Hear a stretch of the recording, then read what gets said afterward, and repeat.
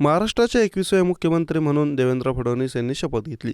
मुख्यमंत्री झाल्यानंतर देवेंद्र फडणवीस यांनी मंत्रालयात पत्रकार परिषद घेतली. या पत्रकार परिषदेत त्यांनी लाडकी बहीण योजना पुढील 5 वर्षांतल्या जबाबदाऱ्या यावर भाष्य केलं.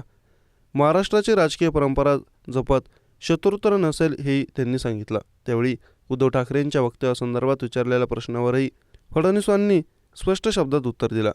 लाडकी बहीण योजना आम्ही सुरूच ठेवणार आहोत. तसंच 2100 रुपये आम्ही देणार आहोत. आता अर्थसंकल्पात त्याचा विचार आम्ही करू. आपले जे आर्थिक स्रोत चॅनलाइज झाल्यानंतरच हे करणं शक्य आहे.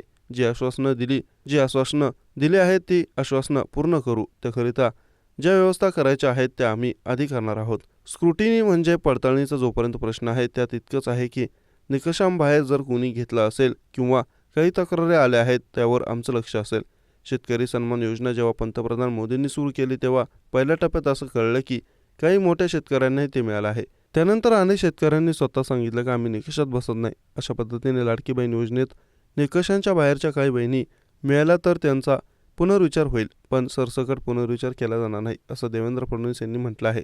उद्धव ठाकरेंनी 31 जुलैच्या दिवशी मुंबईतल्या रंगशारदा या ठिकाणी मेळावा घेतला. या मेळाव्यात त्यांनी देवेंद्र फडणवीस यांच्यावर जोरदार टीका केली होती आणि त्यांना जोरदार आव्हानही दिलं. मला आणि आदित्यला तुरुंगात टाकण्यासाठी देवेंद्र फडणवीस डाव आखत होते, मात्र मी सगळं काही सहन करून उभा राहिलो. मी तडफेने उतरलो आहे. आता एकतर तू राहशील किंवा मी राहीन. गीतेमध्येही हेच आहे. अर्जुनाने पाहिलं की त्याच्यासमोर त्याचे नातेवाईकच उभे आहेत, तेव्हा त्यालाही यातनाच झाल्या होत्या.